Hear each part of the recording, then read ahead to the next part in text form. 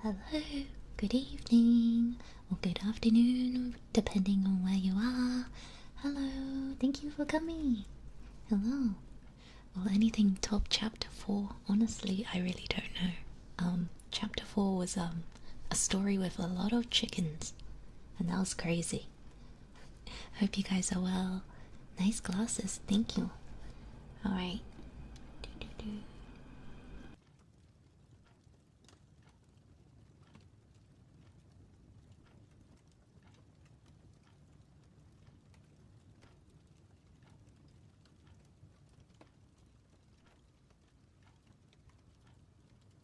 My goodness, sorry about that. Immediately, 1 minute in, we got chased by some police. Alright, sorry, I had to mute myself. Alright, thank you so much for coming today. Yes. Get comfy, because today we are going to be reading some more illegal storytelling. That's right. Some illegal bedtime stories. So make sure you have the volume down in case anyone's listening, aka your FBI man assigned to you. They're on to us for a new record, I think so. 1 minute. Alright, so last time we were on chapter 7, so let's get started on chapter 8. Chapter 8. The Dog and the Sparrow. Oh my goodness. Apologies for the traffic. Right, the Dog and the Sparrow. A shepherd's dog had a master who took no care of him, but often left him to suffer the greatest hunger. At last, he could bear it no more, so he took off his heels and off he ran in a very sad and sorrowful mood. On the road, he met a sparrow that said to him, "Why are you so sad, my friend?" "Because," said the dog, "I am very hungry, and I have nothing to eat." "If that be all," answered the sparrow, "come with me on to the next town, and I will soon find you plenty of food."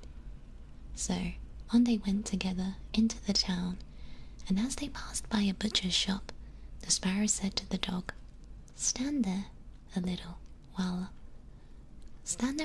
while till I peck you down a piece of meat."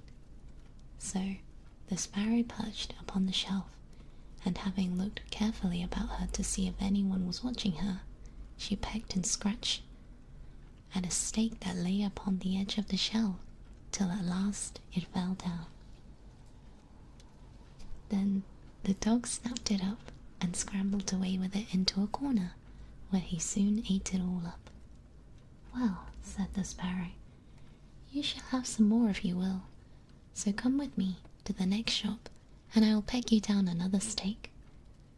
When the dog said they had eaten this too, the sparrow said to him, "Well, my good friend, have you had enough now?" "I have had plenty of meat," answered he, "but I should like to have a piece of bread to eat after it." "Come with me then," said the sparrow, "and you shall soon have that too." So she took him to the baker's shop and pecked at 2 rolls that lay at the window, till they fell down. And as the dog still wished for more, she took him to another shop and pecked down some more for him.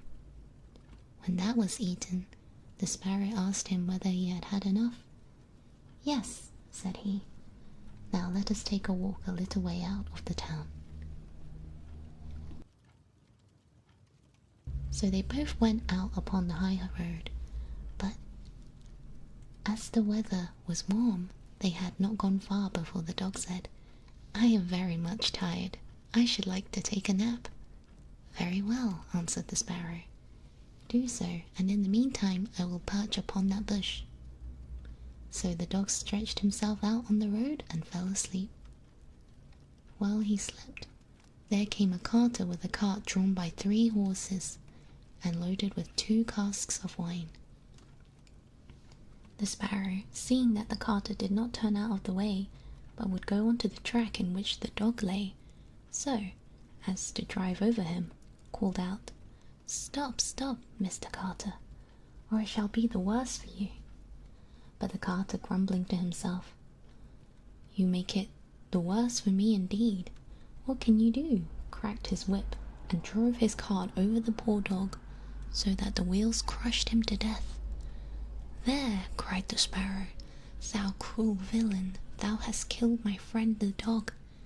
Now mind what I say, this deed of thine shall cost thee of all thou art worth." "Do your worst, and welcome," said the brute.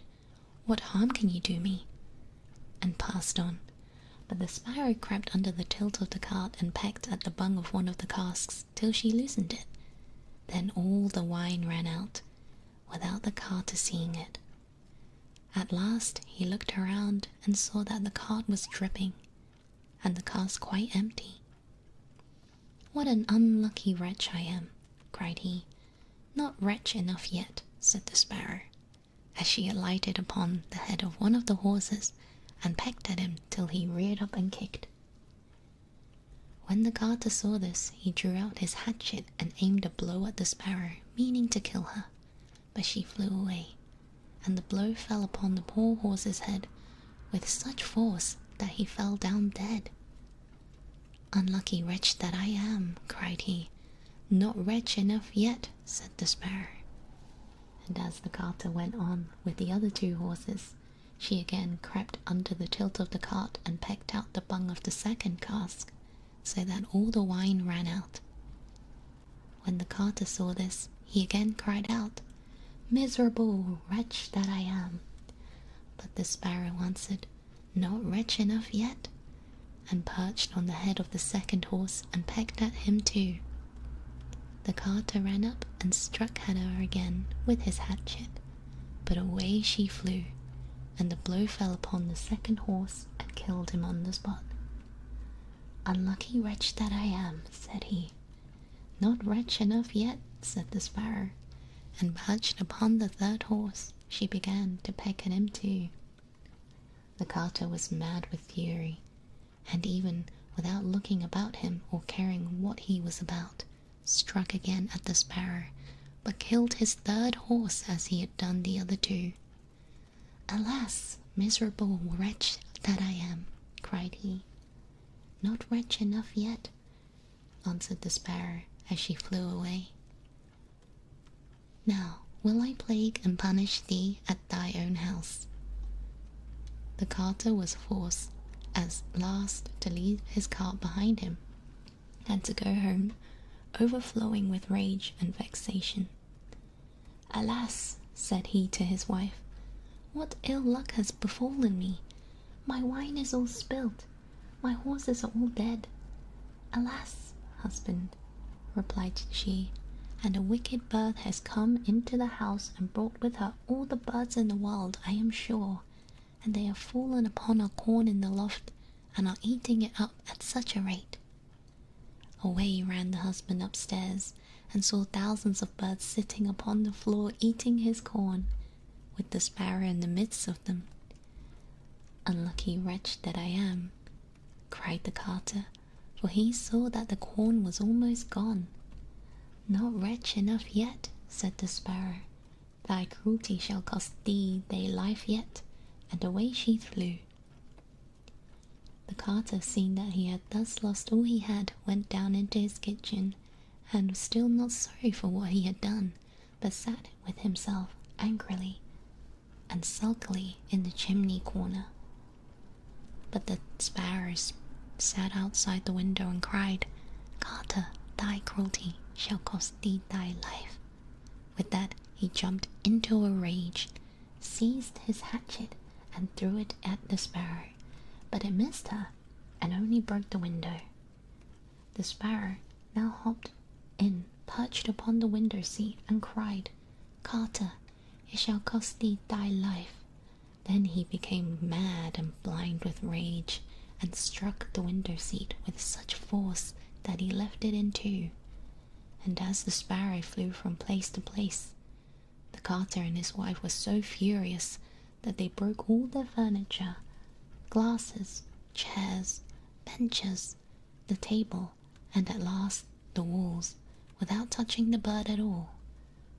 In the end, however, they caught her, and the wife said, "Shall I kill her at once?" "No," cried he, "that is letting her off too easily, and she shall die a much more cruel death." I will eat her.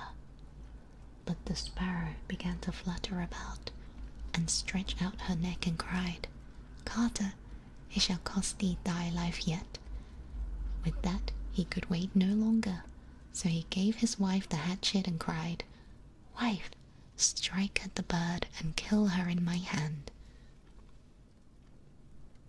The wife struck, but she missed her aim, and hit her husband on the head, that he fell down dead, and the sparrow flew quietly home to her nest.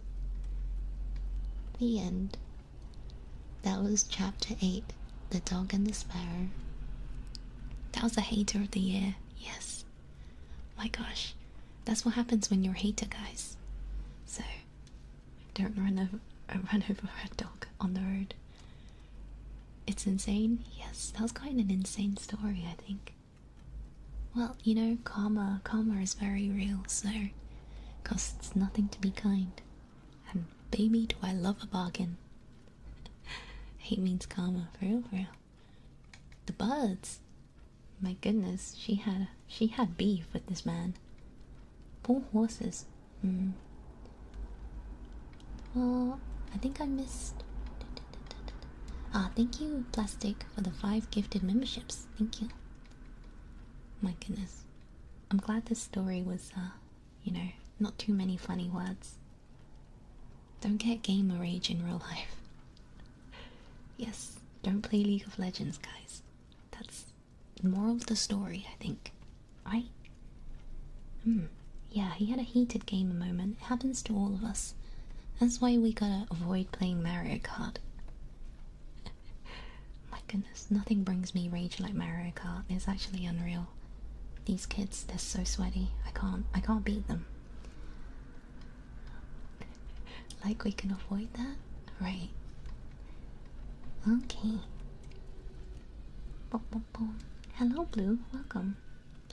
I was just about to mention Mario Kart Rage. Good job on the races. Alright, chapter 9. The 12 Dancing Princesses. Oh.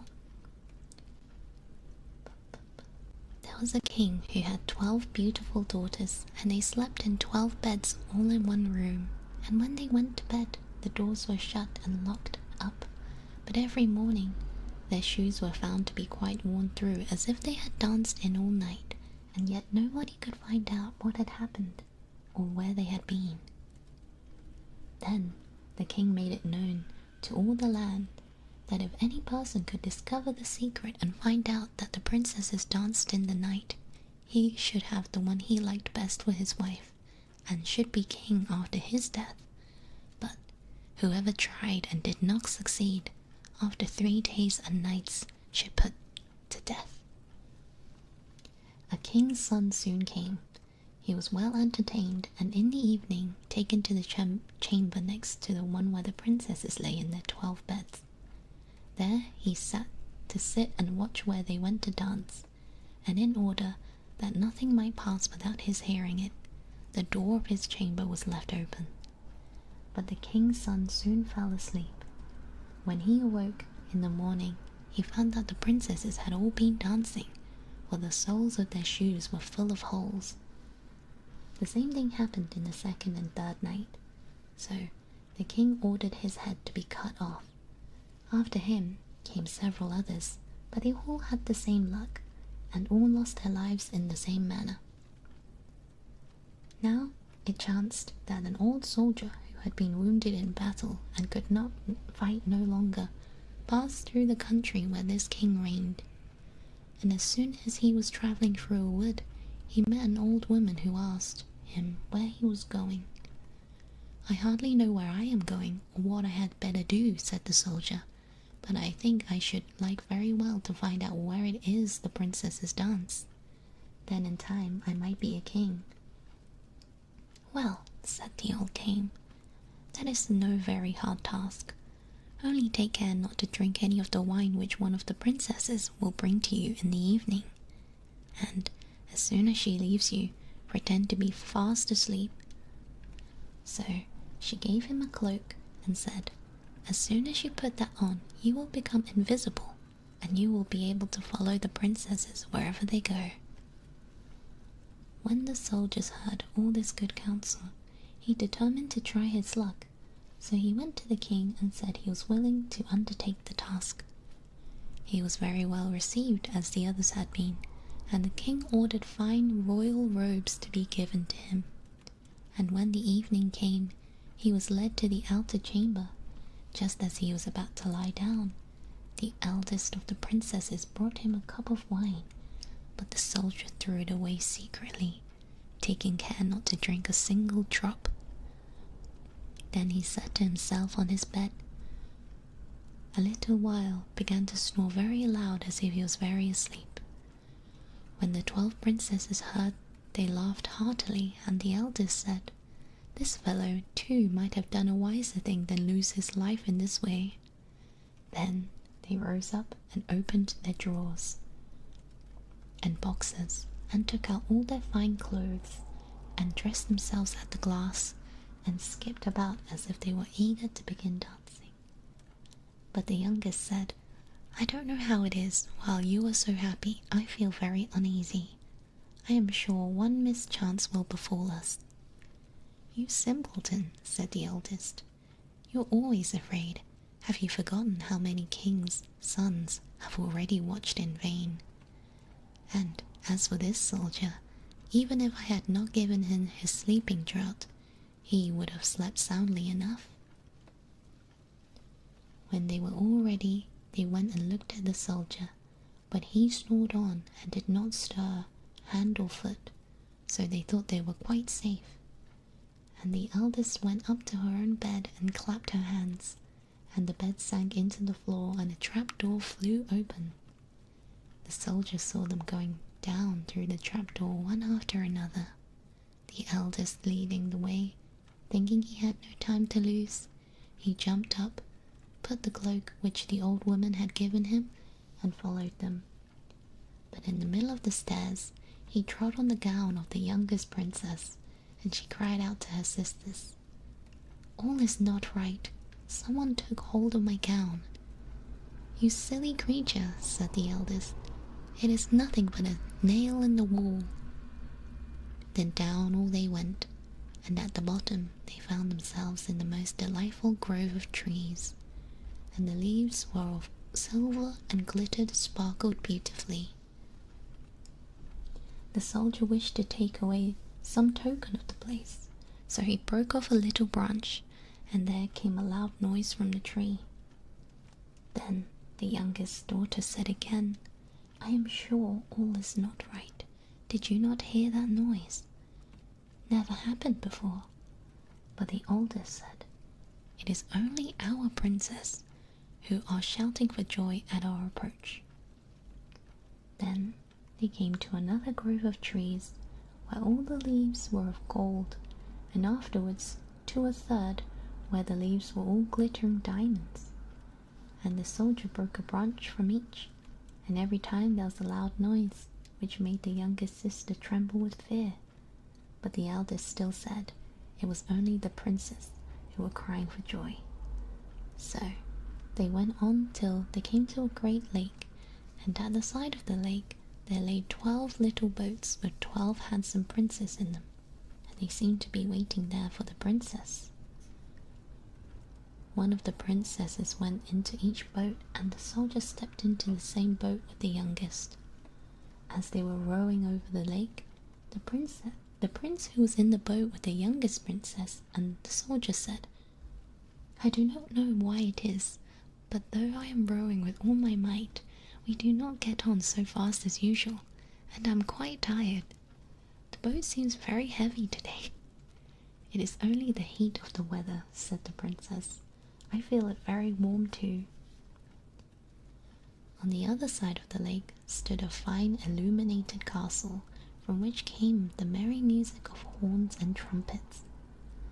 There they all landed, and they went into the castle, and each prince danced with his princess, and the soldier, who was all the time invisible, danced with them too, and when any of the princesses had a cup of wine set by her, he drank it all up, so that when he put the cup to her mouth it was empty.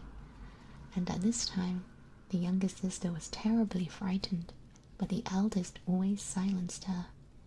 They danced till 3 o'clock in the morning, and then all their shoes were worn out, so they were obliged to leave off. The princess rowed them back again over the lake, but this time the soldier placed himself in the boat with the eldest princess. And on the opposite shore they took leave of each other, the princesses promising to come again the next night. When they came to the stairs, the soldier ran on before the princesses and laid himself down, and as the 12 sisters slowly came up, very much tired, he heard him snoring in his bed. So they said, "Now all is quite safe." Then they undressed themselves and put away their fine clothes, pulled off their shoes, and went to bed.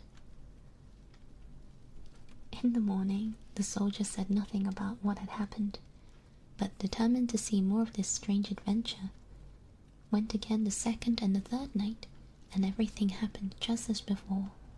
The princesses danced each time till their shoes were worn to pieces, then returned home. However, on the third night, the soldier carried away one of the golden cups as a token of where he had been. As soon as the time came when he was to declare the secret, he was taken before the king with the 3 branches and the golden cup, and the 12 princesses stood listening behind the door to hear what he would say. And when the king asked him, "Where do my 12 daughters dance at night?" he answered, "With 12 princes in a castle underground." Then he told the king what had happened and showed him the 3 branches and the golden cup which he had brought with him. Then the king called for the princesses and asked them whether the soldier said was true, and when they saw that they were discovered and that it was of no use to deny what happened, they confessed it all. The king asked the soldier which of them he would choose for his wife, and he answered, "I'm not very young, so I will have the eldest."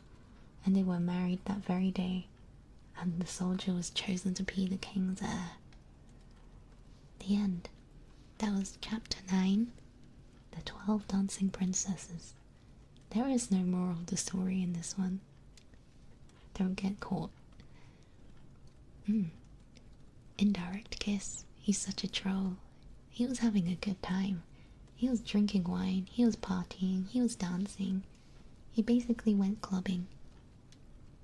No one likes a tattletale. Yeah, I guess. But he got married. He got a wifey out of that.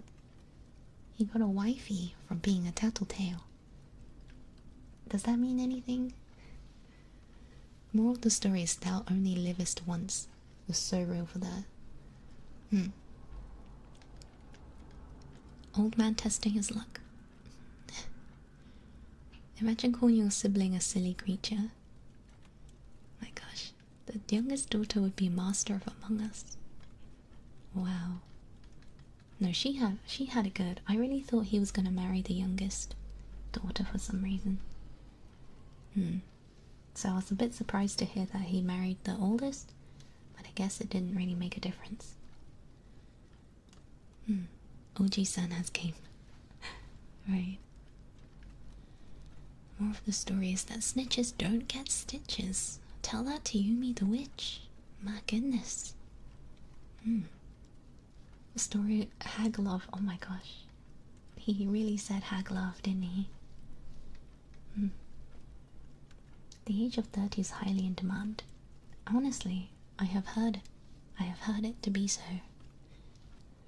Alright, let me drink some water.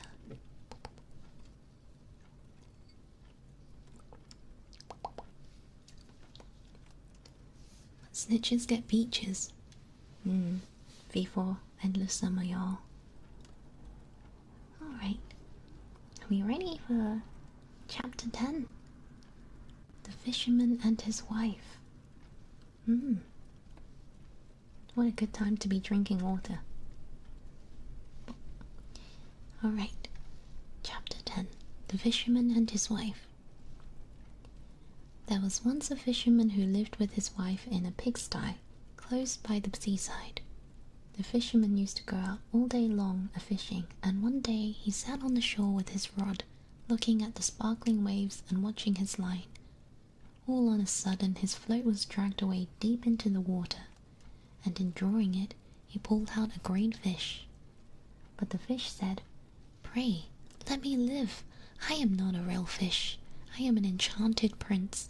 Put me in the water again and let me go." "Oh," said the man, "you do not make so many words about the matter. I will have nothing to do with a fish that can talk. So swim away, sir, as soon as you please." Then he put him back into the water, and the fish darted straight down to the bottom and left a long streak of blood behind him in the wave. When the fisherman went home to his wife in the pigsty, he told her how he had caught a great fish, and how it had told him it was an enchanted prince, and how on hearing it speak, he let it go again. "Did you not ask it for anything?" said the wife. "We live very wretchedly here, in this nasty, dirty pigsty. Do go back and tell the fish we want a snug little cottage." The fisherman did not much like the business. However, he went to the seashore, and he came back where the water looked all yellow and green, and he stood at the water's edge and said, "O man of the sea, hearken to me. My wife, Ilsebil, will have her own will, and have sent me to beg a boon of thee." Then the fish came swimming to him and said, "Well, what is her will? What does your wife want?" "Ah," said the fisherman, "she says that, when I had caught you, I ought to have asked you for something before I let you go. She does not like living any more in the pigsty. She wants a snug little cottage." "Go home then," said the fish. "She is in the cottage already." So the man went home and saw his wife standing at the door of a nice trim little cottage. Come in," said she. "Is not this much better than the filthy pigsty we had?" And there was a parlour, a bedchamber, a kitchen, and behind the cottage there was a little garden planted with all sorts of flowers and fruits, and there was a courtyard behind full of ducks and chickens. "Ah," said the fisherman, "how happily shall we live now. We shall try to do so at least," said his wife. Everything went right for a week or two. Then Dame Ilsebil said, "Husband, there is not near room enough for us in this cottage. The courtyard and the garden are a great deal too small. I should like to have a large stone castle to live in. Go to the fish again and tell him to give us a castle." "Wife," said the fisherman, "I don't like to go to him again, for perhaps he will be angry. We ought to be easy with the pretty cottage that we live in." "Nonsense," said the wife. "He will do it willingly. Oh my gosh. I know. Go along and try." The fisherman went, but his heart was very heavy, and when he came to the sea, it looked blue and gloomy, though it was very calm. He went to the edge of the waves and said, "O man of the sea, hearken to me. My wife Ilsebil will have her own will, and have sent me to beg a boon of thee." "Well, what does she want now?" said the fish. "Ah," said the man, dolefully, "my wife wants to live in a stone castle." "Go home then," said the fish. "She is standing at the gate of it already." So away went the fisherman, and found his wife standing before the gate of a great castle. "See," said she, "is this not grand?" With that they went into the castle together, and found a great many servants there, and the room all richly furnished, and full of golden chairs and stables, and behind the castle was a garden, and around it was a park 1/2 mile long, full of sheep and goats, and hares, and deers, and in the courtyard were stables and cow houses. "Well," said the man, Now we'll live cheerfully and happily in this beautiful castle for the rest of our lives. Perhaps we may, said the wife, but let us sleep upon it before we make up our minds to that. Then they went to bed. The next morning, when Dame Isabel awoke, it was broad daylight, and she joked the fisherman with her elbow and said, "Get up, husband, bestir yourself, for we must be king of all the land." "Wife, wife," said the man, "why should we wish to be king? I will not be king." "Then I will," said she. "But wife," said the fisherman, "how can you be king? The fish cannot make you a king." "Husband," said she, "say no more about it, for I will go and try. I will be king." So the man went away quite sorrowful to think that his wife should want to be king. This time the sea looked a dark grey colour and was overspread with curling waves and the ridges of foam as he cried out, "O man of the sea, hearken to me. My wife Isabel will have her own will, and have sent me to beg a boon of thee." "Well, what will she have now?" said the fish. "Alas," said the poor man, "my wife wants to be king." "Go home," said the fish, "she is king already." Then the fisherman went home, and as soon as he came close to the palace he saw a troop of soldiers, and heard the sounds of drums and trumpets.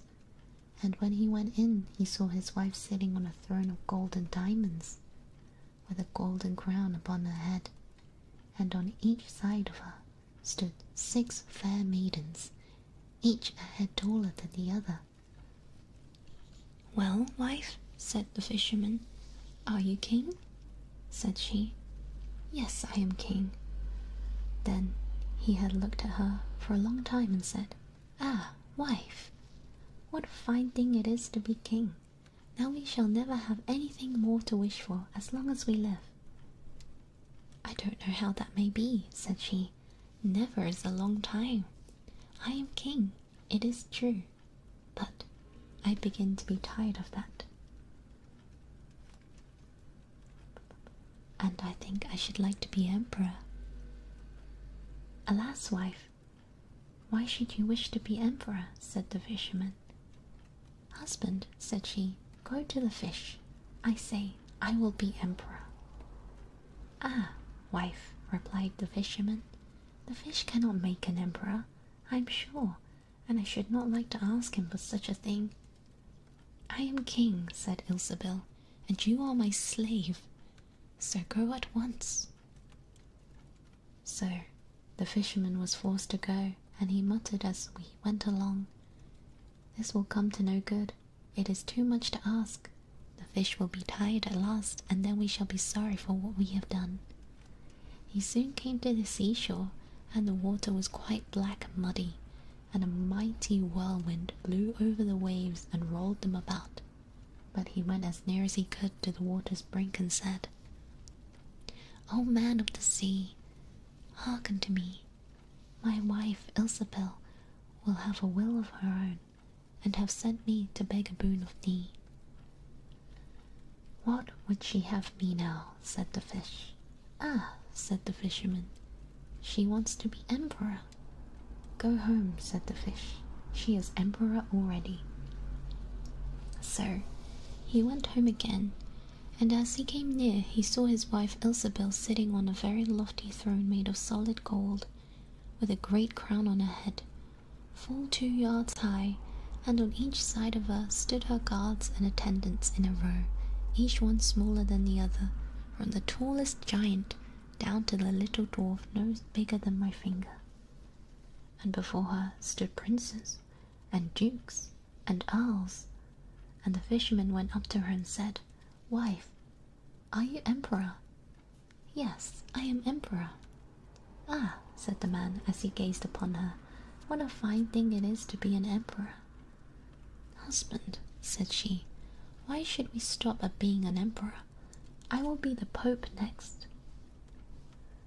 Oh wife," said he, "how can you be Pope? There is but one Pope at a time in Christendom." "Husband," said she. I will be Pope this very day. But she replied, the husband, the fish cannot make you Pope. What nonsense, said she.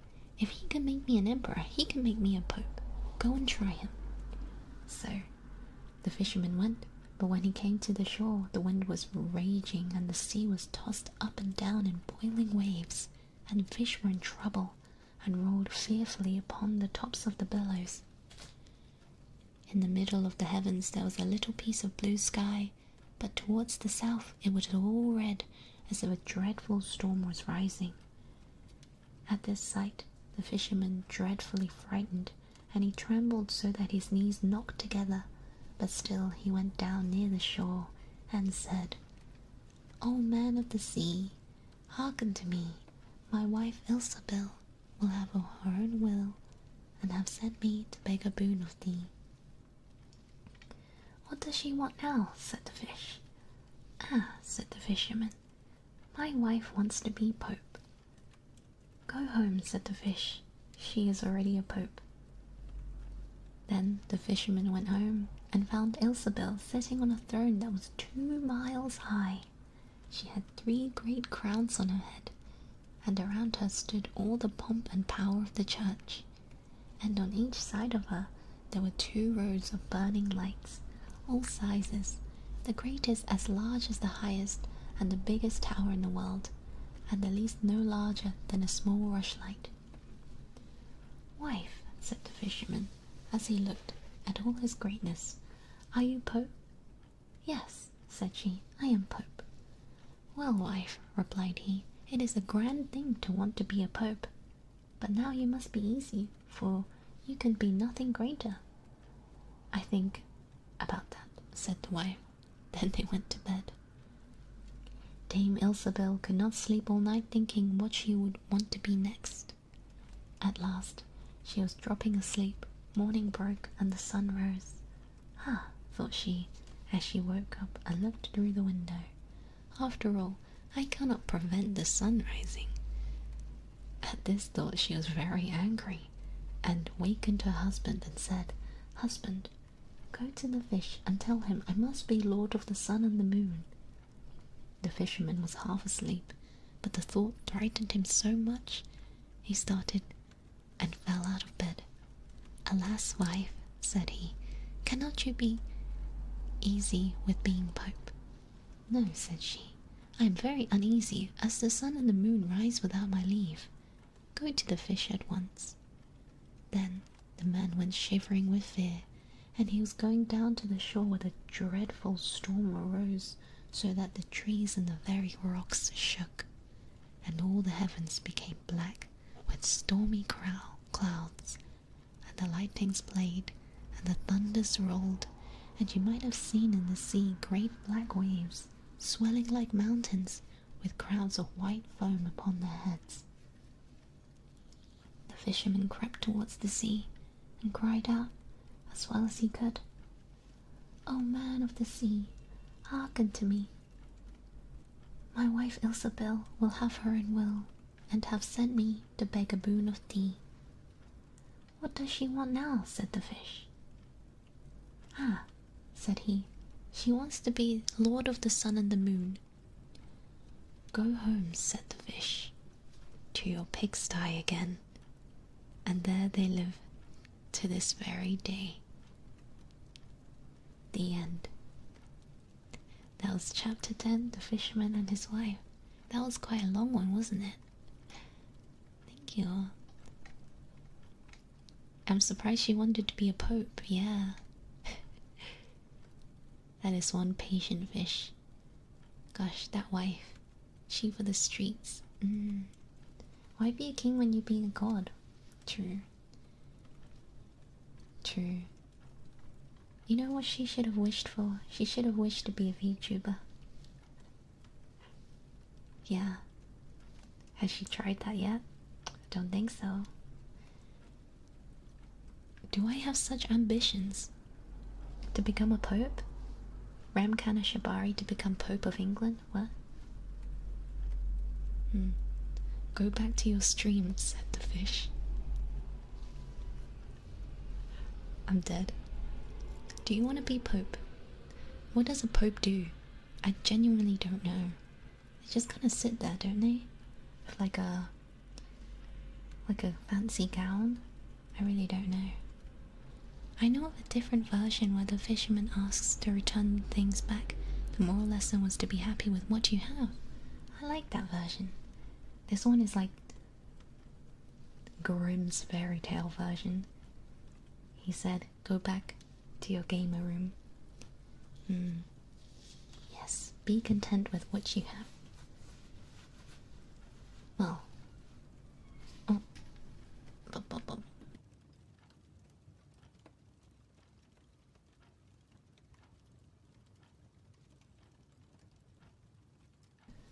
back to your goon cave, said the fish. I'm dead. I hate this. I thought she was gonna ask to be a fish prince. My gosh.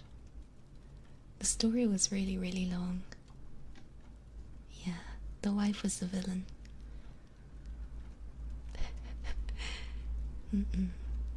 Goodbye, rapid eye movement, sleep paralysis. Goodbye, have a good night. Oh my gosh, that was a crazy long story. Let me drink some more water.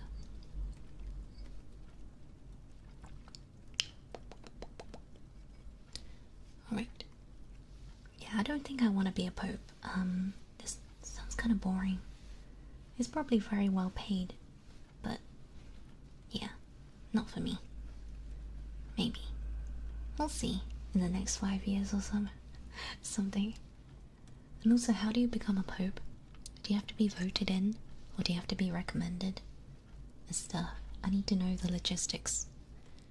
Hi Rem, just got back from work. Welcome. Your voice is so soft and soothing, relaxing. Unfortunately, I'm driving home from work. Please drive safely. Thank you. Rem Pope ASMR. What would that even be? My closest thing is like the nun ASMR. I don't know England's church, neither do I. Confessional part 2. My word.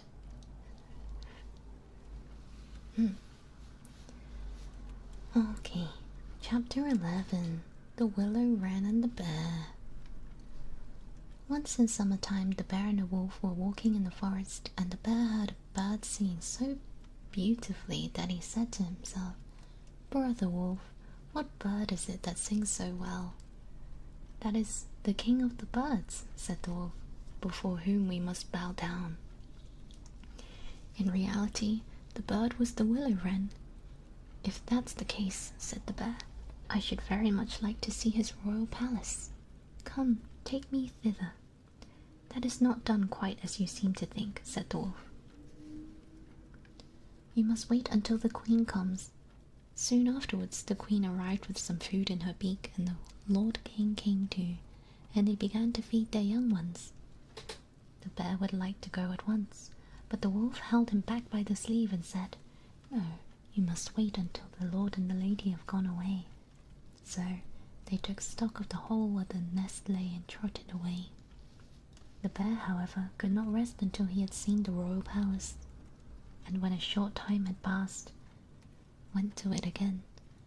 The king and queen had just flown out, so he peeped in and saw 5 or 6 young ones laying there. Is that the royal palace? Cried the bear. It is a wretched palace, and you are not king's children. You are disreputable children. When the young wrens heard that, they were frightfully angry and screamed, No, that we are not. Our parents are honest people. Bear, you will have to pay for that. The bear and the wolf grew uneasy and turned back and went into their holes. The young willow wrens, however, continued to cry and scream when their parents again brought food. They said, We will not so much as touch one fly's leg. No, not if we were dying of hunger, until you have settled. Whether we are respectable children or not, the bear has been here and has insulted us, said the old king. Be easy, he shall be punished. And he at once flew with the king the queen to the bear's cave and called in Old Growler. Oh my goodness.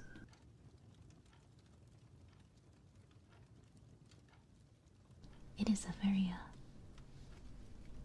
crimeful Tuesday. Called in Old Growler, why have you insulted my children? You shall suffer for it. We shall punish you by a bloody war. Thus the war was announced to the bear, and all four-footed animals were summoned to take part in it. Oxen, asses, cows, deer, and every other animal the earth contained. The Willow-Wren summoned everything which flew into the air. Not only birds, large but small, but midges, hornets, bees, and flies had to come. When the time came to the war to begin, the Willow-Wren sent out spies to discover who was the enemy's commander-in-chief. The gnat, who was the most crafty, flew into the forest where the enemy was assembled and hid herself beneath the leaf of the tree where the password was to be announced. There stood the bear, and he called the fox before her and said, Fox, you are the most cunning of all animals. You shall be general and lead us. Good, said the fox, but what signal shall we agree upon? No one knew that, so the fox said, I have a fine long bushy tail which almost looks like a plume of red feathers. When I lift up my tail quite high, all is going well. You must charge, but if I let it hang down, run away as fast as you can. When the gnat heard that, she flew away again and revealed everything, down to the minutest detail, to the Willow-Wren. When day broke and the battle was to begin, all four-footed animals came running up with such a noise that the earth trembled. The Willow-Wren with his army also came flying through the air with such a humming and whirring and swarming that everyone was uneasy and afraid, and on both sides they advanced against each other. But the Willow-Wren went down to the hornet with orders to settle beneath the fox's tail and sting with all his might. When the fox felt the sting, he started so that one leg from pain, but he bore it, and still kept his tail high in the air. At the second sting, he was forced to put it down for a moment. At the third, he could hold out no longer, screamed, and put his tails behind his legs. When the animals saw that, they thought all was lost and began to flee, each into his hole, and the birds had won the battle. Then the king and queen flew home to their children and cried, Children, rejoice, eat and drink to your heart's content, we have won the battle. But the young wren said, I will not eat yet. The bear must come to the nest and beg for pardon and say that we are honourable children before we will do that. So the Willow-Wren flew to the bear's hole and cried, Growler, you are to come to the nest to my children and beg their pardon, or else every rib in your body shall be broken. So the bear crept thither in the greatest fear and begged their pardon. And now at last the young wrens were satisfied, sat down together, ate and drank and made merry till quite late in the night. The end. That was chapter 11, The Willow-Wren and the Bear. They got beef. I paused to see if there were roosters. You know, I'm not gonna lie, I have no idea what that story was about. I have no idea. The story's so illegal, the police came. Yeah. Bears have sleeves. Literally. Ah yeah, I have a nun ASMR. Oops, going back to the previous story. Yeah, it's kind of fun. I don't know what's going on tonight. Tonight is the prime time for crime. Don't insult rich children. I'm loving these. Thank you for summarizing the story so well. They were definitely words put together. Hi Rem. Hello, welcome. Good evening. That rhymed. You're a poet and you don't even know it. Oh my gosh. They do call me Reminem in these areas. In the streets. It's Tuesday, isn't it? Reading caused confusion. Yeah.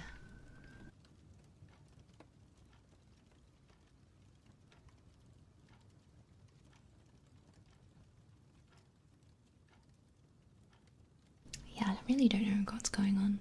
Today is crazy. That story was weird. I don't know if I enjoyed it. Children will ruin your life even if it's not your children. That's pretty good. Yeah. I don't mess with kids, honestly. Alright. We got chapter 12, The Frog Prince. That sounds quite familiar, no? Sorry I'm late, I was getting a Happy Meal. Care to share with the rest of class right now? My goodness, did you get like a Happy Meal toy? More of the story, don't the ox. For real. Gotta get those McNuggies. The Frog Prince is a classic. If it's the one that I'm thinking, I do quite like this one. Okay. Chapter 12, The Frog Prince. One fine evening, a young princess put on her bonnet and clogs and went out to take a walk by herself in a wood. When she came to a cool spring of water that rose in the midst of it, she sat herself down to rest a while. Now she had a golden ball in her hand, which was her favourite plaything, and she was always tossing it up into the air and catching it again as it fell. After a time, she threw it so high that she missed catching it as it fell, and the ball bounded away and rolled along the ground till at last it fell down into the spring. The princess looked into the spring after her ball, but it was very deep, so deep that she could not see the bottom of it. Then she began to bewail her loss and said, "Alas, if I could only get my ball again, I would give all my fine clothes and jewels and everything that I had in the world." While she was speaking, a frog puts his head out of the water and said, "Princess, why do you weep so bitterly?" "Alas," said she, "what can you do for me, you nasty frog? My golden ball has fallen into the spring." The frog said, "I do not want your pearls and jewels and fine clothes, but if you will love me and let me live with you, and eat off from your golden plate, and sleep upon your bed, I'll bring you your ball again." "What nonsense," thought the princess. "This silly frog is talking. He can never get out of the spring to visit me, though he may be able to get my ball for me, and therefore I will tell him he shall have what he asks." So she said to the frog, "Well, if you bring me my ball, I will do all you ask." Then the frog put his head down and dived deep under the water, and after a while he came up again with the ball in his mouth, threw it onto the edge of the spring. As soon as the young princess saw her ball, she ran to pick it up. She was so overjoyed to have it in her hand again that she never thought of the frog, but ran home with it as fast as she could. The frog called after her, "Stay, princess, and take me with you as you said," but she did not stop to hear a word. The next day, just as the princess had sat down to dinner, she heard a strange noise. Tap, tap, plash, plash, as if something was coming up to the marble staircase, and soon afterwards there was a gentle knock at the door, and a little voice cried out and said, "Open the door, my princess dear, open the door to thy true love here, and mind the words that thou and I said, by the fountain cool in the greenwood shade." Then the princess ran to the door and opened it, and there she saw the frog who she had quite forgotten. At this time she was sadly frightened, and shutting the door as fast as she could, came back to her seat. The king, her father, seeing that something had frightened her, asked her what was the matter. "There is a nasty frog," said she, "at the door that lifted my ball for me out of the spring this morning. I told him he should live with me, thinking that he could never get out of the spring, but there he is at the door, and he wants to come in." While she was speaking, the frog knocked again at the door and said, "Open the door, my princess dear. Open the door to thy true love here, and mind the words that thou and I said, by the fountain cool in the greenwood shade." Then the king said to the princess, "As you have given your word, you must keep it, so go in and let him in." She did so, and the frog hopped into the room, then straight on, tap, plash, plash, from the bottom of the room to the top, till he came up so close to the table where the princess sat. "Pray lift me upon the chair," said he to the princess, "and let me sit next to you." As soon as she had done this, the frog said, "Put your plate nearer to me, that I may eat out of it." This she did, and when he had eaten as much as she could, he said, "Now I am tired. Carry me upstairs and put me in your bed." And the princess, though very unwilling, took him up in her hand, and put him upon the pillow of her own bed, where he slept all night and long. As soon as it was light, he jumped up, hopped downstairs, and went out of the house. "Now then," thought the princess, "at last he is gone, and I shall be troubled with him no more." But she was mistaken, for when night came and she heard the same tapping at the door, the frog came once more and said, "Open the door, my princess dear, open the door to thy true love here, and mind the words that thou and I said, by the fountain cool in the green shade." And when the princess opened the door, the frog came in and slept upon her pillow as before till the morning broke. And on the third night he did the same, but when the princess awoke in the following morning, she was astonished to see, instead of a frog, a handsome prince gazing at her with the most beautiful eyes she had ever seen, and standing at the head of her bed. He told her that he had been enchanted by a spiteful fairy who had changed him into a frog, and that he had been fated so to abide till the princess should take him out of the spring, and let him eat from her plate, and sleep upon her bed for 3 nights. "You said," said the prince, "have broken his cruel charm, and now I have nothing to wish for, that you should go with me into my father's kingdom, where I shall marry you and love you as long as you live." The young princess, you may be sure, was not long in saying yes to all this, and as they spoke, a gay coach drove up with 8 beautiful horses, decked with plumes of feathers and a golden harness. Behind the coach rode the prince's servant, faithful Heinrich, who had bewailed the misfortunes of his dear master during his enchantment so long and so bitterly that his heart had well nigh burst. They then took leave of the king and got into the coach with 8 horses, and all set out full of joy and merriment.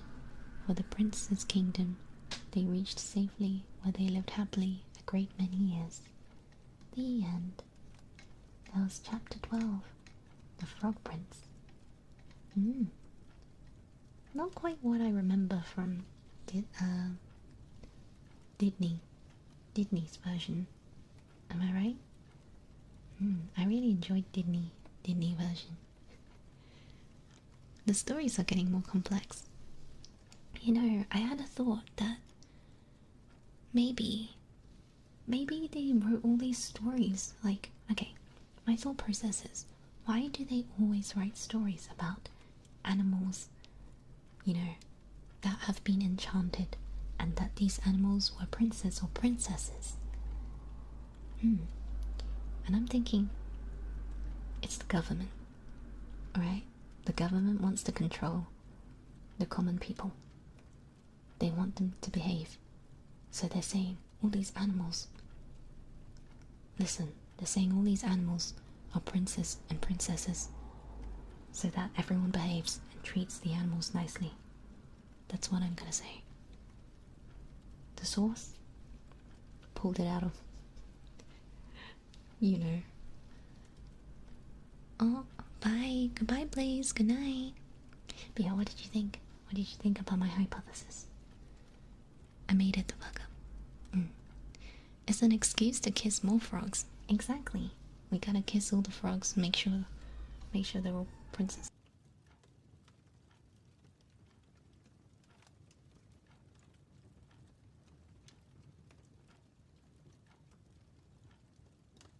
Conspiracy ramblings ASMR, literally. Plausible. Plausible indeed.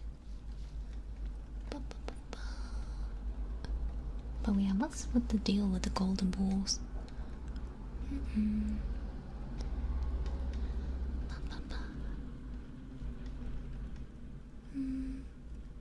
The snipers are coming. Cue the X-Files music. Right, I made it up, but you know, it kind of sounds legit. So, that's all I'm gonna say. Society, the government. Alright, what is next? That was chapter 12.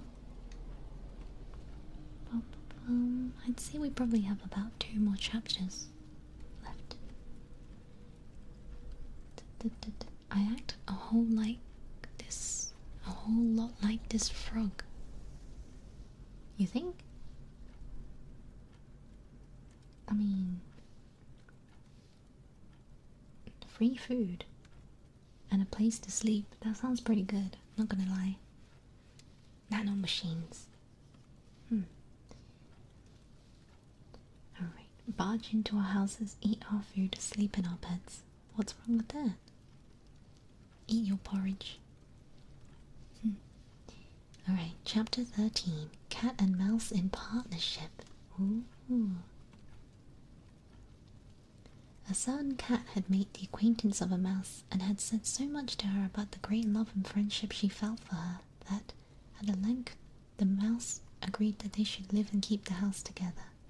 But we should make provision for the winter, or else we shall suffer from the hunger, said the cat. And you, little mouse, cannot venture everywhere, or you will be caught in the trap some day. The good advice was followed, and a pot of fat was bought, but they did not know where to put it. At length, after much consideration, the cat said, I know no place where it will be better stored than in a church, for no one dares to touch it until we are really in need of it.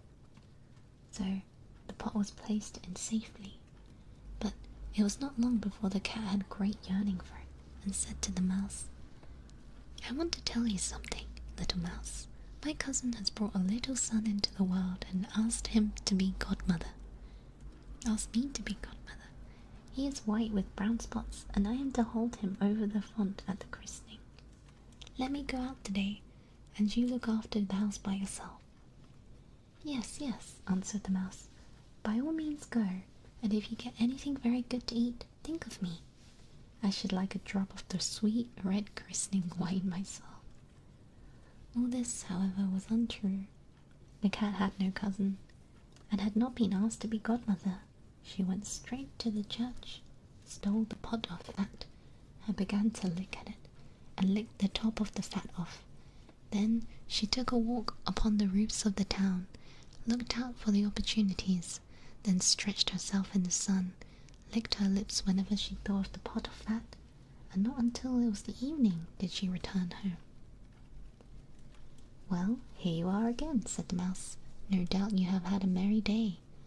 All went off well, answered the cat. What name did you give the child? Top off, said the cat quite coolly. Top off, cried the mouse. That's a very odd and uncommon name. Is it a usual one in your family? What does that matter, said the cat. It is no worse than your crumb stealer, as your godchildren are called. Before long the cat was seized by another fit of yearning.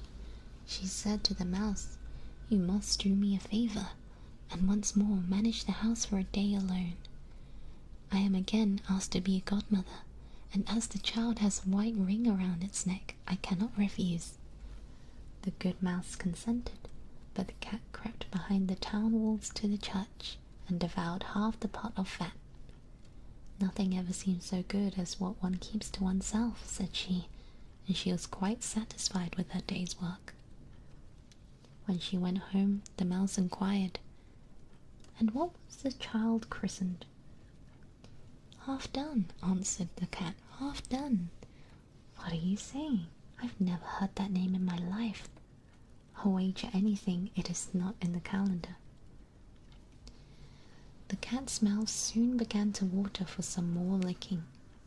All good things go in threes," said she.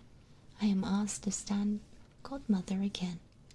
The child is quite black, only it has white paws, and with that exception it has not a single white hair in its body. This only happens once every few years. You will let me go, won't you?" "Top off, half done," answered the mouse. "They are such odd names. They make me very thoughtful." "You sit at home," said the cat, "in your grey fur coat and long tail, and are filled with fancies. That's because you do not go out in the daytime." During the cat's absence, the mouse cleaned the house and put it in order, but the greedy cat entirely emptied the pot of fat. "When everything is eaten up, one has some peace," said she to herself, and well filled the fat. She did not return home till night. The mouse at once asked what name had been given to the third child. "I will not please you more than the others," said the cat. "He will be called All Gone." "All Gone!" cried the mouse. "That is the most suspicious name of all. I've never seen it in print. All Gone! What can that mean?" She shook her head, curled herself up, and lay down to sleep. From this time forth, no one invited the cat to be godmother. But when winter had come and there was no longer anything to be found outside, the mouse thought of the provision and said, "Come, cat, we will go to our pot of fat, which we have stored up for ourselves. You shall enjoy that." "Yes," said the cat, "you will enjoy it as much as you would enjoy sticking that dainty tongue of yours out the window." They set out on their way, but when they arrived, the pot of fat certainly still in its place, but it was empty. "Alas," said the mouse, "now I see what has happened. Now it comes to light. You a true friend. You have devoured all when you were standing godmother. First top off, then half done, then—" "Will you hold your tongue?" cried the cat. "One more word, and I will eat you too." All Gone was already on the poor mouse's lips. Scarcely had she spoken it before the cat sprang on her, seized her, and swallowed her down. Verily, that is the way of the world. The end. That was chapter 13. Cat and Mouse in Partnership. Now, I'm no businesswoman, but that was no partnership. God forbid. Poor mouse. That's what happens when you call people out. Yeah. Yeah, that was a crazy story. There's no happy ending.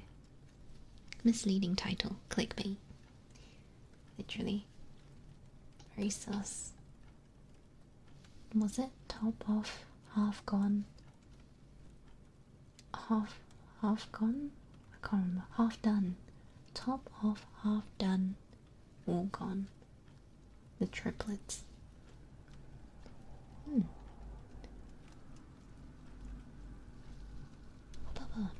Oh, how much did I miss? Just joined for the first time. Welcome.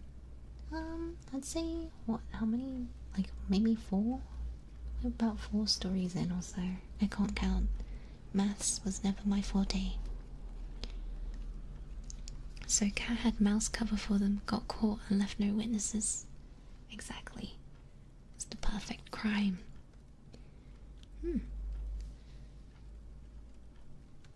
Why didn't the mouse just make the cat smash their own tail? I have no idea. The mouse was too nice. The mouse deserved more. I like how in a lot of stories the mouse is like the good one. The cat is always the villain. Just like in Tom and Jerry. For real, for real. More of the stories: commit your crimes, leave no witnesses behind. Yes. I will be sure to write that down in my notebook. Alright. And we have chapter 13. Wait, no, I just read chapter 13. The next one is chapter 14. The Goose Girl. I've never heard of a goose girl before. Stop giving Rem ideas. Hey. Alright, the Goose Girl. The king of a great land died and left his queen to take care of their only child. This child was a daughter who was very beautiful, and her mother loved her dearly and was very kind to her. There was a good fairy too who was fond of the princess and helped her mother to watch over her. When she grew up, she was betrothed to a prince who lived a very great way off, and as the time drew near for her to be married, she got ready to set off on her journey to his country. Then the queen, her mother, packed up a great many costly things: jewels, gold, silver, trinkets, fine dresses, and in short everything became a royal bride, and she gave her a waiting maid to ride with her and give her into the bridegroom's hands. Each had a horse for the journey. Now, the princess's horse was the fairy's gift. It was called Falada and could speak. When the time came for them to set out, the fairy went into her bedchamber and took a little knife and cut a lock of her hair off and gave it to the princess and said, "Take care of it, dear child, for it is a charm that may be of use to you on the road." Then they all took a sorrowful leave of the princess, and she put the lock of hair into her bosom, got upon her horse, and set off her journey to the bridegroom's kingdom. One day, as they were riding along the brook, the princess began to feel very thirsty. She said to her maid, "Pray, get down and fetch me some water in my golden cup of yonder brook, for I want to drink." "Nay," said the maid, "if you are thirsty, get it yourself, and stoop down by the water and drink. I shall not be your waiting maid any longer." Then she was so thirsty that she got down, knelt over the little brook and drank, for she was frightened and dared not to bring about her golden cup. She wept and said, "Alas, what will become of me?" The log answered and said, "Alas, alas, if thy mother knew it, sadly, sadly would she rue it." But the princess was very gentle and meek, so she said nothing to her maid's ill behavior, but got upon her horse again. Then all rode further on the journey till the day grew so warm and the sun so scorching that the bride began to feel very thirsty again. And at last, when they came to a river, she forgot her maid's rude speech and said, "Pray, get down and fetch me some water to drink in my golden cup." But the maid answered her, and even spoke more haughtily than before, "Drink if you will, but I shall not be your waiting maid." Then the princess was so thirsty that she got off her horse and lay down, and held her head into the running stream and cried, "What will become of me?" And the lock answered her again, "Alas, alas, if thy mother knew it, sadly, sadly would she rue it." And as she leaned down to drink, the lock of hair fell from her bosom and floated away with the water. Now she was so frightened that she did not see it, but her maid saw it and was very glad, for she knew the charm, and she saw the poor bride would be in her power now that she had lost her hair. So when the bride had done drinking and would have gotten upon Falada again, the maid said, "I shall ride upon Falada. You may have my horse instead." So she was forced to give up her horse, and soon afterwards to take off her royal clothes and put it on her maid's shabby ones. At last, as they drew near the end of their journey, this treacherous servant threatened to kill her mistress if she ever told anyone what had happened. But Falada saw it all, and it marked well. Then the waiting maid got upon Falada, and the real bride rode upon the other horse, and they went on this way till at last they came to the royal court. There was a great joy at their coming, and the prince flew to meet them and lifted the maid from her horse, thinking she was the one to be his wife. She was led upstairs to the royal chamber, but the true princess was told to stay in the court below. Now the old king happened to have nothing else to do, so he amused himself by sitting at his kitchen window, looking at what was going on. He saw her in the courtyard.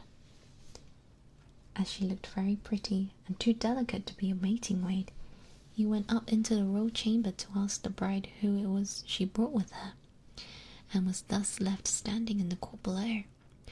"I brought her with me for the sake of her company on the road," said she. "Pray give the girl some work to do, though she may not be idle." The old king could not for some time think of any work for her to do, but at last he said, "I have a lad who takes care of my geese. She may go and help him." Now the name of this lad that the real bride was to help in watching the king's geese was Curdken. But the false bride said to the prince, "Dear husband, pray do me one piece of kindness." "That I will," said the prince. "Then tell one of your slaughterers to cut off the head of the horse I rode upon, for it was very unruly and plagued me sadly on the road." But the truth was, she was very much afraid lest Falada should some day or other speak and tell all she had done to the princess. She carried her point, and the faithful Falada was killed. But when the true princess heard of it, she wept and begged the man to nail up Falada's head against a large dark gate of the city. She had to pass through every morning and evening, that she might still see him sometimes. Then the slaughterer said he should do as she wished, cut off the head, nailed it upon the dark gate. Early the next morning, as she and Curdken went out through the gate, she said sorrowfully, "Falada, Falada, there thou hangest." And the head answered, "Bride, bride, there thou gangest. Alas, alas, if thy mother knew it, sadly, sadly would she rue it." Then they went out of the city and drove the geese on. When she came to the meadow, she sat upon a bank there, and let down her waving locks of hair, which were all of pure silver, and when Curdken saw it glisten in the sun, he ran up and would have pulled some of the locks out, but she cried, "Blow, breezes, blow, let Curdken's hat go. Blow, breezes, blow, let him after it go. O'er hills, dales, and rocks, away with it be whirled, till the silvery locks are all combed and curled." Then there came a wind so strong that it blew off Curdken's hat, and away it flew over the hills, and he was forced to turn and run after it. Till the time he came back, she had done combing and curling her hair, and had put it up again safe. Then he was very angry and sulky, and would not speak to her at all, but they watched the geese until it grew dark in the evening, and then drove them homewards. The next morning, as they were going through the dark gate, the poor girl looked at Falada's head and cried, "Falada, Falada, there thou hangest." And the head answered, "Bride, bride, there thou gangest. Alas, alas, if thy mother knew it, sadly, sadly would she rue it." Then she drove on the geese, sat down again in the meadow, and began to comb out all her hair as before, and Curdken ran up to her, wanted to take hold of it, but she cried out quickly, Blow, breezes, blow, let Curdken's hat go. Blow, breezes, blow, let after him he go. O'er hills, dales, and rocks, away with it be whirled, till the silvery locks are all combed and curled. Then the wind came and blew off his hat. Off it flew a great way over the hills, far away, so that he had to run over it. When he came back, she had bound up all her hair again, and all was safe. So they watched the geese till it grew dark. In the evening, after they came home, Curdken went to the old king and said, "I cannot have that strange girl to help me keep the geese any longer." "Why?" said the king. "Because instead of doing any good, she does nothing but tease me all day long." Then the king made him tell him what had happened. Curdken said, "When we go in the morning through the dark gate with our flock of geese, she cries and talks with the head of a horse that hangs upon the wall and says, 'Falada, Falada, there thou hangest,' and the head answers, 'Bride, bride, there thou gangest, alas, alas, if thy mother knew it, sadly, sadly would she rue it.'" And Curdken went on telling the king what had happened upon the meadow where the geese fed, how his hat was blown away, and how he was forced to run after it, leave his flock of geese to themselves. But the old king told the boy to go out again the next day, and when morning came he placed himself behind the dark gate and heard how she spoke to Falada, and how Falada answered. Then he went into the field and hid himself into the bush by the meadow's side. As soon as he saw with his own eyes how they drove the flock of geese, and how after a little time she let down her hair that glittered in the sun, then he heard her say, "Blow, breezes, blow, let Curdken's hat go. Blow, breezes, blow, let him after it go. O'er hills, dales, and rocks, away with it be whirled, till the silvery locks are all combed and curled." And as soon came a gale of wind, carried away Curdken's hat, and away went Curdken with it, while the girl went on combing and curling her hair. All this the old king saw, so he went home without being seen. And when the little goose girl came back in the evening, he called her aside and asked her why she did so. But she burst into tears and said that I must not tell you or any man, or shall lose my life. But the old king begged so hard that she had no peace till she had told him the tale from beginning to end, word for word. It was very lucky for her that she did so, for when she had done, the king ordered royal clothes to be put upon her, gazed on her with wonder. She was so beautiful. Then he called his son and told him that he had only a false bride, for that she was merely a waiting maid, while the true bride stood by. The young king rejoiced when he saw her beauty and heard how meek and patient she had been, and without saying anything to the false bride, the king ordered a great feast to be ready for all his court. The bridegroom sat on the top, with the false princess on one side and the true one on the other. But nobody knew her again, for her beauty was quite dazzling to their eyes. She did not seem to like the goose girl, now that she had a brilliant dress on.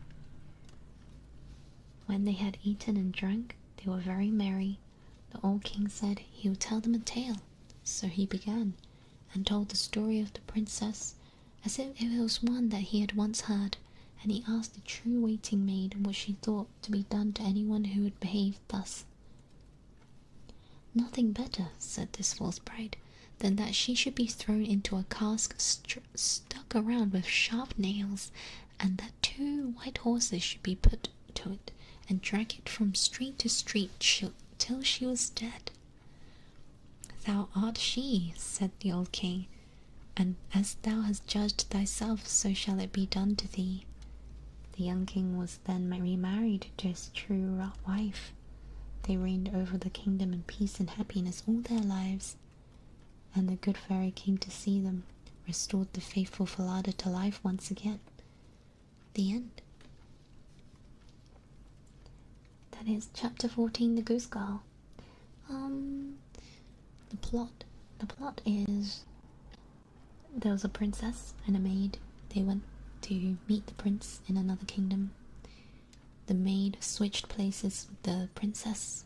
The prince married the fake princess slash the maid. Yes. Then the real princess was made to look after geese. She was called the Goose Girl.